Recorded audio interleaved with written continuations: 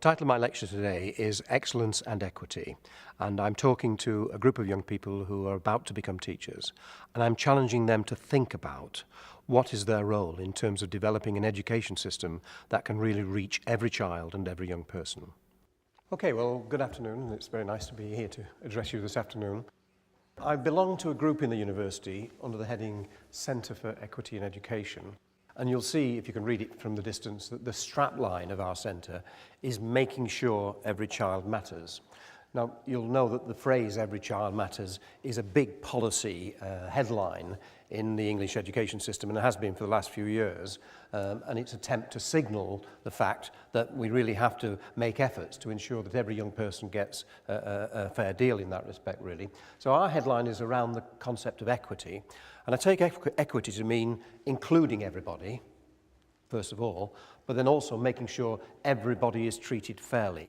But of course, inevitably, our education system reflects our society, and you'll have your own views, but my opinion would be that we live in a relatively unfair society, and to some extent, therefore, our schools and our school system reflects that unfairness in that respect. So my argument is that the big challenge that we face in our education system is how do we continue on the journey of making sure that our education system is excellent, by world standards, so that we're preparing young people who can contribute to the development of our society, both socially and economically, whilst at the same time ensuring that ensures that every child really matters in that respect.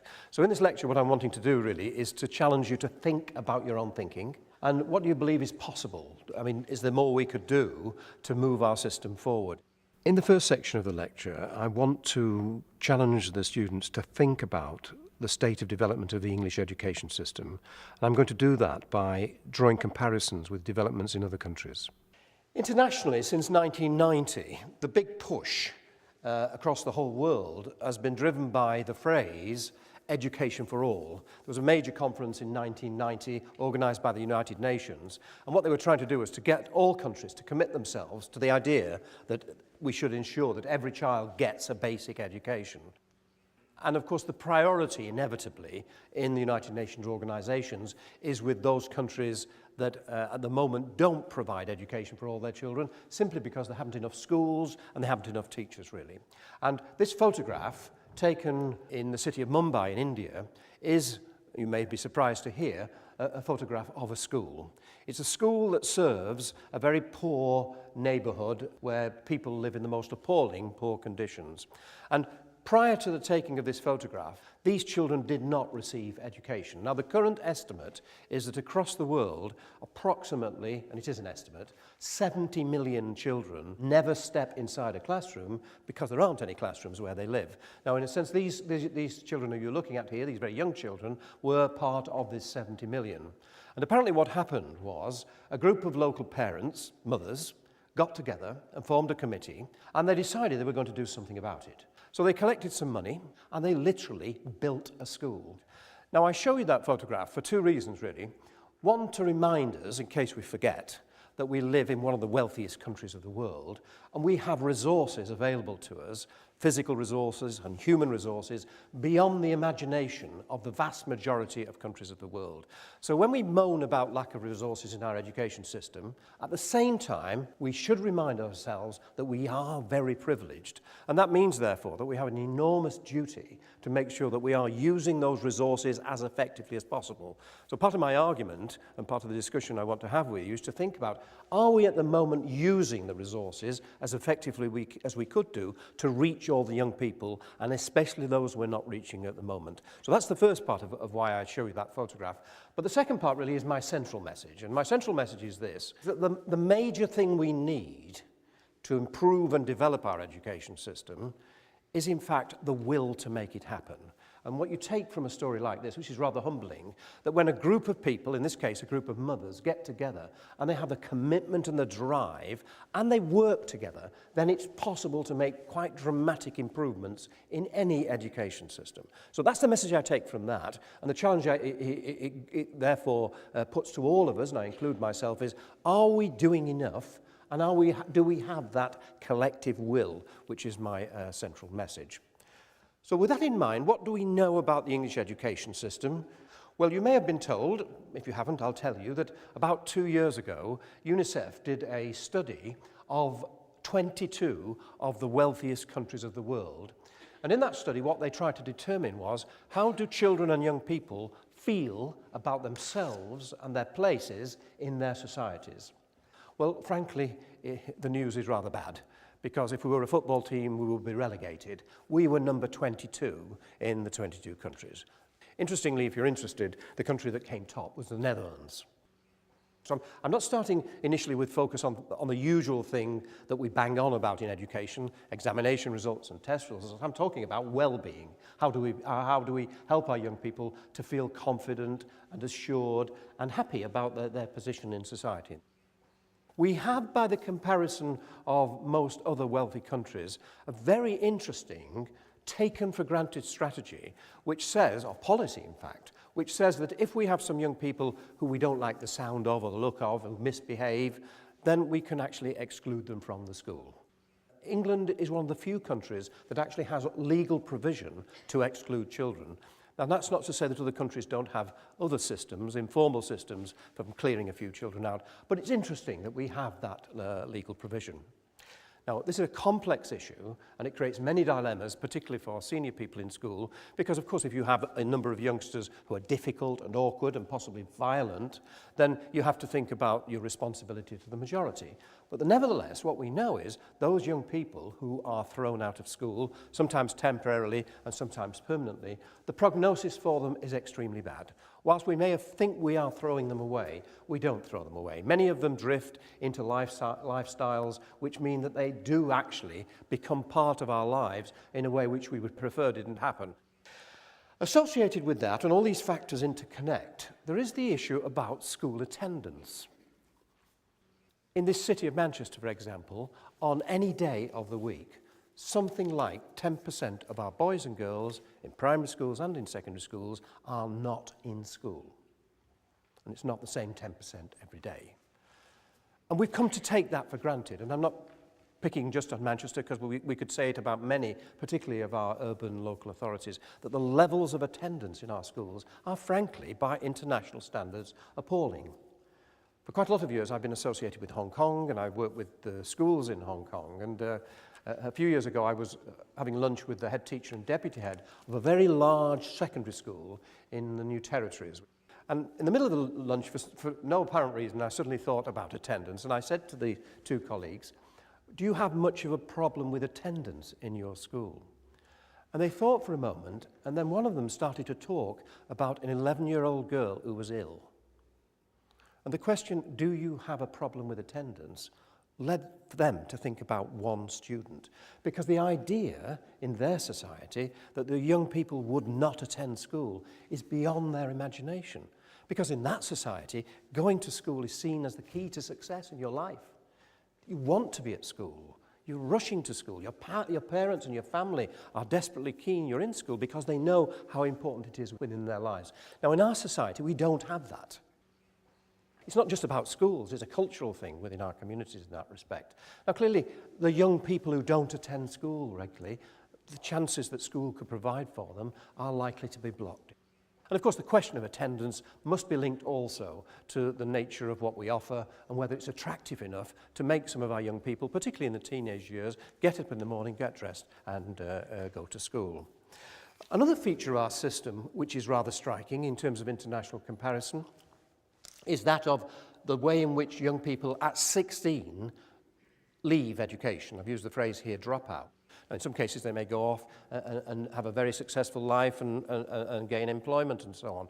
But for the vast majority of them who don't go into further education or into training, then that is that other pathway to lifestyles which mean your health, your employment possibilities, your housing conditions are likely to be less attractive than the vast majority of the population. And there's an interesting dimension to this in terms of the pressures I'm sure you're being put on in your schools to improve the attainment of your young people.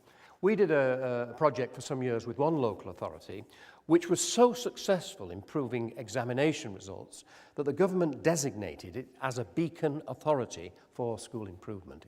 We looked at the impact of all that on these young people in an area which is relatively disadvantaged.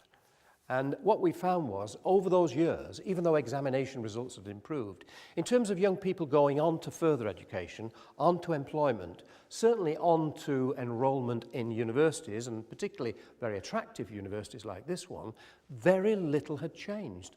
And what a cynic might argue is, in that community, what we now have is a much higher, better qualified cohort of young unemployed people. So what it suggests to us in terms of improving what we provide for young people, of course, improving attainment, test and examination results is important and necessary, but of itself is insufficient. There's something else about the nature of education and the nature of our society, which creates a kind of block in the pathways to opportunities that the majority of people are available to. And so that brings you to what, for me, is the most significant point that we have to think about, and that is the link between home background, educational performance, and life chances. The photograph is one that you may have seen. It's often in the newspapers. It was taken in the 1930s. Here are these young toffs who are going to one of our great public schools, don't know which one it is, and here are the local lads in the fashion of the time in the 1930s, looking at them as if they've come from Mars, you know. Frankly, we could take that photograph in 2010. You know, the fashions of the local lads would have changed. Probably the dress of the public school boys wouldn't have changed.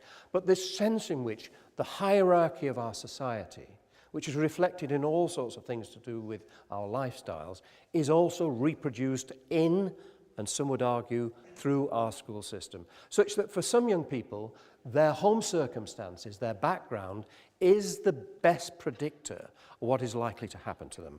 And when we look at international comparisons, and we look at my dual concepts of excellence and equity, even though things have improved in the English education system, in comparison with other countries in areas like maths and science, we still have this enormous tail of young people who are left behind. And the key correlate, the thing that is most associated with that, is the background and home circumstances of the young people. I think we have to do something more to break that gap. So I want you to, first of all, then, before we think about the practicalities of that as educators, to think about it as a citizen. Think about it as well, I suspect, in terms of your own life chances, really. How many of you in this room are the first members of your family who went to university? How many of you? I'm thinking it's almost half the people in the room, including me, I should explain, you know. So what do you feel about that? Just take 2 minutes, talk to the person next to you. What do you feel about our situation in the English school system?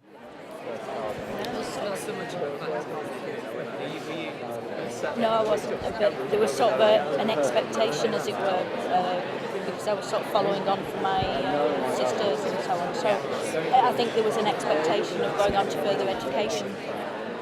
I'd just like to get a flavour of that. I mean, obviously, you've talked in detail, and we can't get the detail, but just a flavour. For a few people, just give me 2 or 3 words or a sentence. What did you talk about?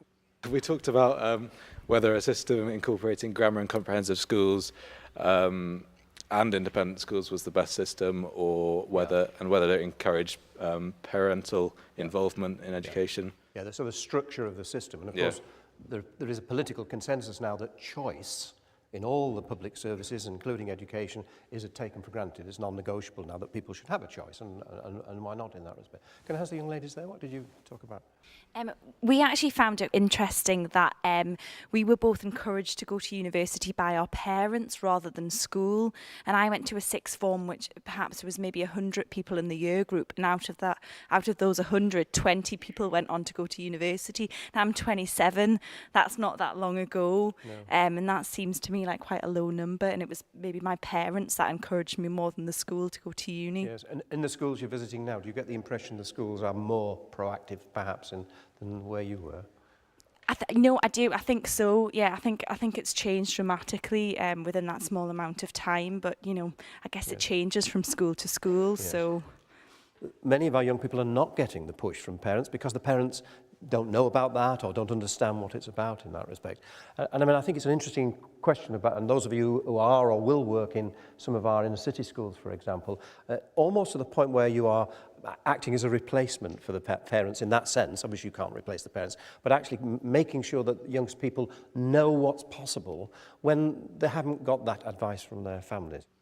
In the next section of the lecture, I want to draw on the research that we've been doing here at the University of Manchester over many years to provide a commentary on where the English education system is and to indicate the kind of young people who are vulnerable and the sorts of strategies I think we now need to develop to reach these students.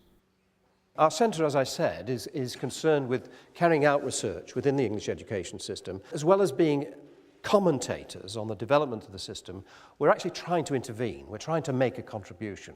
And so we carry out a whole series of different kinds of research studies, and as we collect information together, we're trying to use that information to stimulate further thinking in the field, to think about it, to stimulate thinking amongst policymakers and, of course, amongst practitioners. But we're interested in getting close to understand not only what's happening in terms of these issues that we're debating of equity, but why is it like that? Because our argument is, if we don't know why some people don't understand what's possible for their children and young people, if we don't know why, we won't know what to do about it in that respect. So a lot of our research is done close, through observation, through interviewing, through engagement over time in schools, in classrooms, in systems.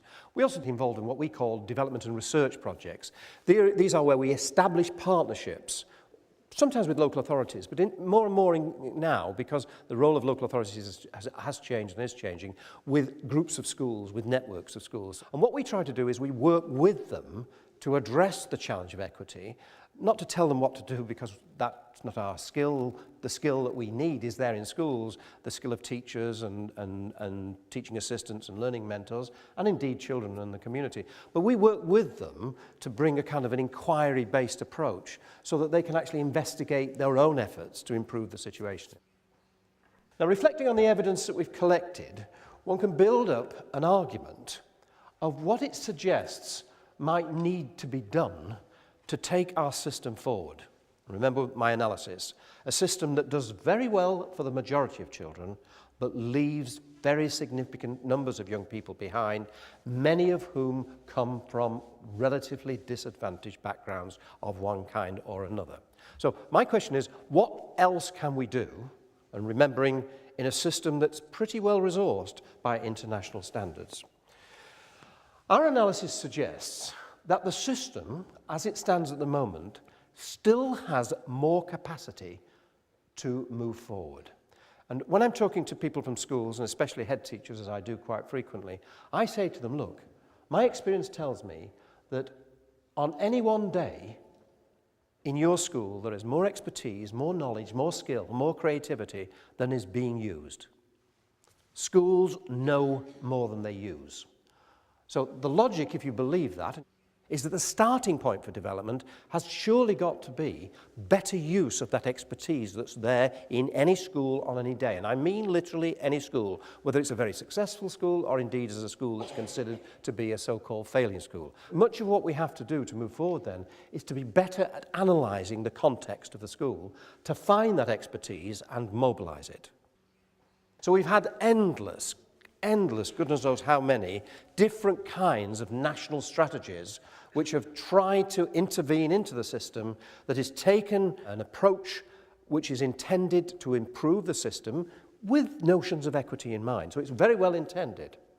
And I don't want to completely rubbish all of that, because there is no doubt that it has had a positive impact. I'm talking, for example, in terms of the incredible hard work that our teachers do, who have very high standards in terms of preparation and the way they do their work. And I hope that's what you're seeing in the schools you go into, by and large. I also think our school system is better managed and better led, and therefore resources are used effectively. So we've seen significant changes, and I'd want to celebrate that, and I wouldn't want to deny it. But my feeling and our research would suggest the downside of that is that it has tended to dull creativity. It's become formulaic.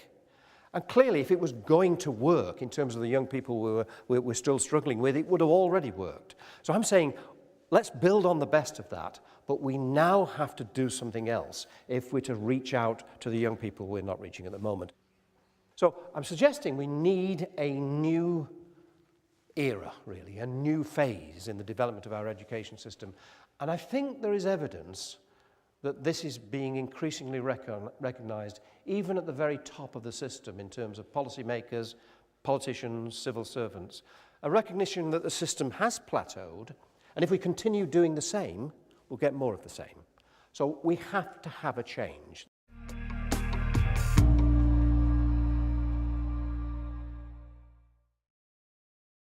It's already been signalled recently through the white paper. The white paper that was published last June on the idea of the 21st century school system is very much signalling a move towards much more decentralised approaches, where through a local analysis of systems, we try to develop strategies that fit the circumstances in a particular area. Now, what the research would say to us is if this therefore is about mobilising resources and encouraging more creativity in order that we can explore new ways of reaching the young people we're not reaching, then an essential element must be an emphasis on collaboration. If we look at the most successful schools, particularly the most successful schools in our tough urban context, a common feature of all those very successful schools is an emphasis on collaboration, working together, teamwork. Teachers working with teachers, teachers working with support staff, teachers working with students, students working with students, collaboration between students, and of course schools working with families, communities, and other kind of stakeholders. What we know about collaboration is that it can stimulate people to work together and invent things. Now, the other thing that we have been learning over recent years, and we're still at the foothills of understanding the potential of this, is not just collaboration within schools, but collaboration between schools. And collaboration can sometimes mean just a lot of meetings and a lot of talking, and it doesn't go anywhere. But when it works, it is very, very powerful. So I'm arguing that really in this next phase, if we're to bring more creativity in the system, we have to strengthen collaboration within schools and between schools. But we mustn't get carried away, and I have a danger of doing that in terms of becoming rather romantic about it. You can collaborate with people to do nothing. You can collaborate with people and collude with them to say there's nothing more we can do. Given the background of these children, given their circumstances, given the attitudes of their parents, there's nothing more we can do. You can use collaboration as a form of resistance to change. So when we're talking about collaboration as a very important foundation for developing more effective and equitable forms of education, we have to learn how to collaborate in an effective way. Now, our monitoring suggests that there is an element that you have to build into it that really does stimulate the potential for creativity on all of this, and it's to do with engaging with evidence. And what we've observed is that under the right conditions, a collaboration within a school, and then again between schools, and it may be more than two schools, that engages with evidence, brings to the discussion a challenge that stops people in their steps. I've characterized it previously as creating interruptions. Deliberately interrupting the lives of busy people who are working very hard and say, let's stop and think for a moment. Is there something we're missing here? Now, evidence can take many forms, and the obvious form that the school system is very kind of excited about and preoccupied with is statistical evidence. So we can now make comparisons. We can make comparisons between girls and boys, between youngsters from different kind of neighbourhoods or from different ethnic backgrounds. We can monitor the development of young people in public care, those with special needs. We can also now compare very similar schools who serve similar populations and ask questions about why is it the history department in that school is doing so much better with similar youngsters than the history department in another school, and is there some practice there that we could move around? But of course, what research methodologists would always tell you is that every method has its strengths and every method has its limitations. And what statistics is very good at is telling you what it looks like. It gives you a pattern. So you know who's attending, who's not attending, who's doing well, who's not doing well. But what it doesn't tell you, or very little about, is why it's like that. And when you know why, then you can start to think creatively about, well, what are we going to do about it? It moves you to the how question. What is it that we will do here to improve the situation? Now, through the work we do with schools, and this is in a sense, our big agenda in many of the projects we do, what we've tried to do is work alongside teachers and other people in schools, and increasingly students themselves, in helping them to think about how they can collect evidence and engage with evidence in such a way that it stimulates their creativity. Now, there are many possibilities, but the two that I think are most important are these. First of all, the evidence collected through mutual observation. Schools that are very powerful and effective in developing a capacity to cater for learner diversity recognise that professional people have to learn from one another. And in order to learn from one another, you have to see one another working, because when you see one another working, that stimulates you to talk and to develop a language of practice so that you can share ideas with one another and at the same time talk to yourself about your practice so you can engage and reflect on what you do. And teachers have to see one another working, and they have to have quality time to talk about their practice. Now, in very successful schools, in my experience, senior management recognise that and they build it into the timetable. The other kind of evidence, which I also believe is essential, is evidence from the young people themselves, the voice of the learner. If we're to understand our teaching, what's working, what's not working, what's helping, what is creating a barrier, then we have to understand what it's like from the point of view of the learners themselves, from the students. Now, I'm suggesting to you that it's through an engagement with that kind of evidence that deliberately sets out to make us stop and think, that you then create a kind of an atmosphere of debate within a collaboration which leads to the experimentation with new ways of working. Everything I've talked about is about what goes on within schools, but a lot of the research now is pointing to the limitations of that. What we need to do really is to link what we're doing in schools to community development. We have to link it obviously to improvements in housing, in transport, in terms of career opportunities in that sense. And that's why you'll be seeing, I hope, and hearing a lot of talk about in your school, the efforts to extend the role of the school into the community. It's quite problematic because it's quite demanding of time, but it seems to me that if we don't have that link, improving the schools, but also linking that to developments in communities, then we will, as I say, run out of steam. The final point in my kind of list of ideas is how the heck do we make this happen? And it does seem to me this takes us to the issue of how the system is managed and the forms of leadership that are provided at every level. Of course, there are big roles for government in providing a clear idea of where we're heading, in monitoring the system, in providing the resources. But we need freedom at the local level to enable this collaboration to go on. But then the crucial leadership is what goes on in the school itself. The leadership provided by heads of departments, head teachers, deputy head teachers, but ultimately the leadership that the teacher provides in the classroom. When you go in your classroom and close the door, for the next hour, you are the policy for those children. You may or may not have read the national policy. You may or may not have heard what the head teacher said in the briefing in the morning. You may or may not agree with it or understand it. But ultimately, what the kids get is what you provide for them in that respect. So we need leadership at every level of the system, which is committed to the idea that every child matters, committed to the idea that collaboration is necessary, and that we need to engage with all the various stakeholders. So everybody has a role to play in all of that. That, in essence, is the argument that comes from our observations of working with the system over quite a lot of years now. I'm interested to think about, does that connect to what you're seeing in the schools? Are you seeing examples of the kind of thing I'm talking about? In the best schools that you've worked in, are you seeing an emphasis on collaboration, an emphasis on engaging with evidence? Are you seeing that the schools are engaging with the family, with the communities, with local businesses, with the mosques, the churches and so on? The possibilities are endless when you start to extend the role of education to be the responsibility of the wider community.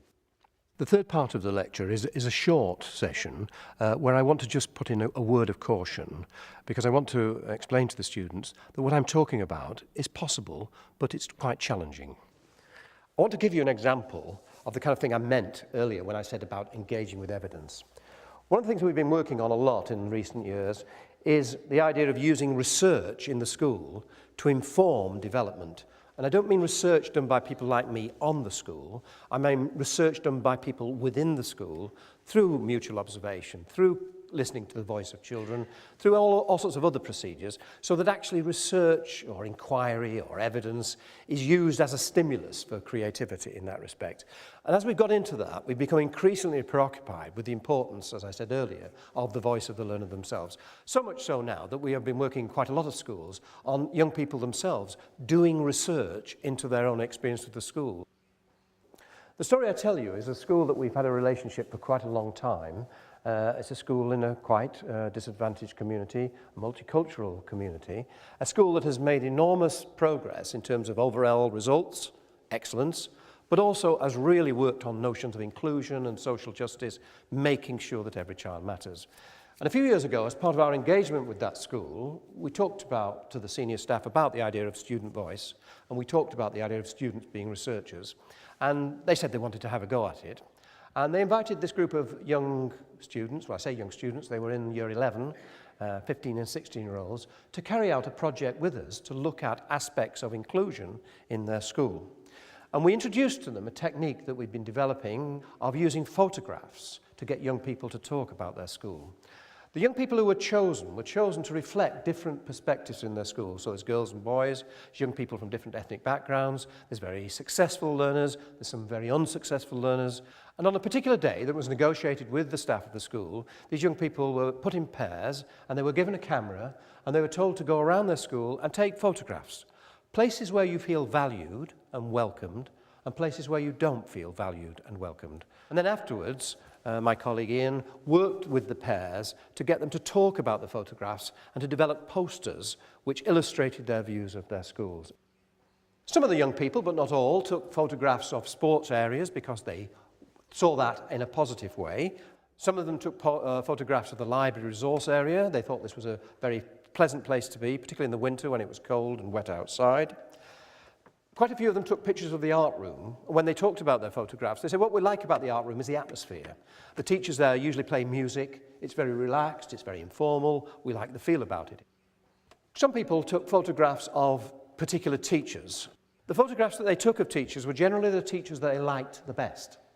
And typically, what they like, young people, is they like teachers who are well organised, who get things done, who use time effectively, but importantly, who treat them as human beings, who would take an interest in them. So these young people took the photographs of the teachers they really liked, but then emerged from the discussion a slightly darker side to the school. And in any school, however good it is, there will be a darker side. Because some of the students talked about other teachers whose photographs they didn't take, and about their attitudes. Some of these attitudes were about race, some of them were about gender. All the pairs of students took photographs of the staff room. And of course, normally they're not allowed to go in the staff room. They thought it was great fun that they could go in there. And this is a great place. They said, look at it. Easy chairs. You can make your tea in the corner. There's a photocopier. They thought it was a fantastic thing that the teachers had this space that they could go in. And then they compared that with the spaces that were available to them in their spare time. And again, in every case, every pair of students took pictures of the toilets. Now, this is a rather interesting phenomenon. We're part of a network internationally who are trialling these kind of methods in schools. And wherever we've done that and said to kids, take photographs, they always take pictures of the toilets. And you think, what the hell is this about? Now, often when they do take pictures of the photographs, they talk about how disgusting they are and smelly. And then sometimes they admit that partly that's their own fault. But more importantly, they talk about how the toilets are places where you can go and have a bit of privacy and talk to your friends and make arrangements or have a cigarette. And it reminds us, in case we forget, that for young people, I'm sorry to tell you, probably in most cases, the lessons are not the most important part of the school day. The lessons are the things you have to put up with so you can go to school and make arrangements and develop your social life. That's why being excluded from the school, the local school, is such a bad thing, because you're not having these learning opportunities, not the academic learning, but the social learning. So this thing about the spaces seems to be something that, we've forgotten about, or perhaps we just ignore, or perhaps we're just too busy to think about. In this particular school, there was another space where people took photographs. It was called the tunnel. And the young people talked about the tunnel, and some said it's a great place. I go there to meet my friends, we chat, and we have a cigarette. The teachers never go there. But then others of the young people said, golly, I would never go there. It's a dangerous place. We get bullied if we go there. Anyway, these young people, they produced their posters, and we collected their stories with their permission, and we developed a report on what they talked about in the school. They were incredibly positive about the school. They thought their school was a fantastic place. They thought it was a wonderful place, and they would recommend it to anybody. But as I said, there were these darker stories, things that concerned the young people about their school, and there always is in our experience. One particular story stays with me. There was a boy, Sean, a very small boy, and as he was making his poster with his friend and talking to my colleague, he was saying about how in the first 4 years of the school he'd been a real rascal, and he'd been excluded any number of times for misbehaviour. And then as he was talking, very seriously, he said, but of course now I'm a changed man. About this big, right? I'm a changed man. And my colleague Ian said to him, what do you mean, Sean? He said, well, I've worked out what I want to be. I want to join the military. I've been on the website. I know what grades I want to go, and I'm really working hard to get those grades. Good story, really. And then he said, the only thing is I've got a bit of a problem. And Ian said to him, what's that, Sean? And he said, well, I am changed, he said, but some of the teachers won't let me change. They carry on treating me as I used to be. And you start to think about this story. That's why I'm saying evidence disturbs, it interrupts, it makes you stop and think. You think about this story of this young boy on the edge of becoming an adult. He goes to school to work with people like us who are there to help him to become an adult, to take his place in society. And what happens? He feels that some of us are actually the barrier to progress. Now, there may be another story here. I'm aware of the danger of all of that in that respect. But it's evidence like this that has the power to make us stop and think and say, well, maybe there's something else we need to do here. Anyway, to finish the story, my colleague and I went to a meeting of the head teacher and the senior management team. There were about 9 of them. Beforehand, we'd sent them a report, very, very positive, but with some of these little spicy stories and some of these worrying concerns that had raised. It was probably one of the lowest points of my professional career, because we sat there for an hour and all we got from these teachers was, we'd got it wrong, the kids had told us lies. It was not the case, none of this was true. And there may be some truth in that. But what I've learned from that, and it was an extreme case, is that this use of evidence to make us think is powerful. But if you don't get it right, if you don't get the timing right and the circumstances right, then people will just dismiss it. People will say, I don't want to know about it, like a denial of the situation. But I learned from all of this is the evidence and collaboration can be powerful, but it needs to be carefully managed, really. And so I draw out the sort of set of conclusions from that, the implications, really, of what we need to see going on. And I return to you and say, you have a contribution to make to this, right from the word go, as you become a member of staff in a school, really. It's about encouraging amongst all of us an inquiring stance, a questioning stance. Why are we not reaching some of our young people? What is it we're doing that means that actually they're not turned on and they don't attend? Inquiry has to become part of our professional attitude, our professional practice, collaboratively with other colleagues, but also within our own teaching, that we're constantly trying to refine our teaching. In that respect, difference becomes a resource. Too often in education, in my career, difference has been seen as a problem. If somebody's different, they're a problem, and they've got to be fixed, and if they can't be fixed, they've got to be taken out. In the kind of school I'm talking about, difference, cultural difference, linguistic difference, gender differences, differences in the way people learn, actually it becomes less of a problem and becomes more of a stimulus to make us think and experiment and try some new ways of developing our teaching. But of course, all of that will create turbulence. Just like the story of Sean makes us stop and think.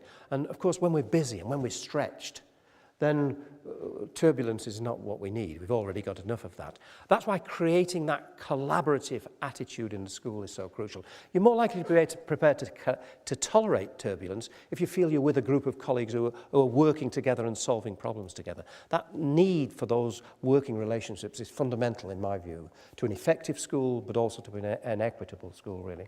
And then ultimately, this is about what we might refer to rather generally as a culture.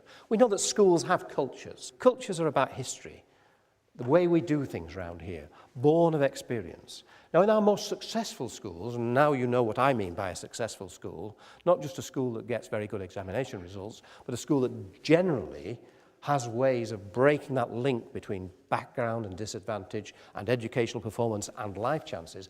In our most successful schools, the culture is one of including everybody, valuing difference, believing that every child matters.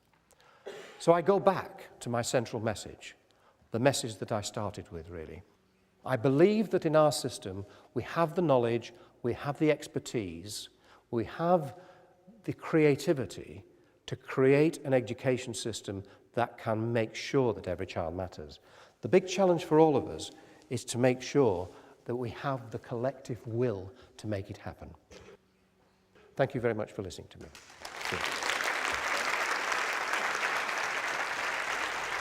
The thing that I would most want the students to take from this lecture would be a commitment to do as much as possible to reach the young people that we're not reaching at the moment. And I want for them to understand that that's possible, but it requires a collective effort.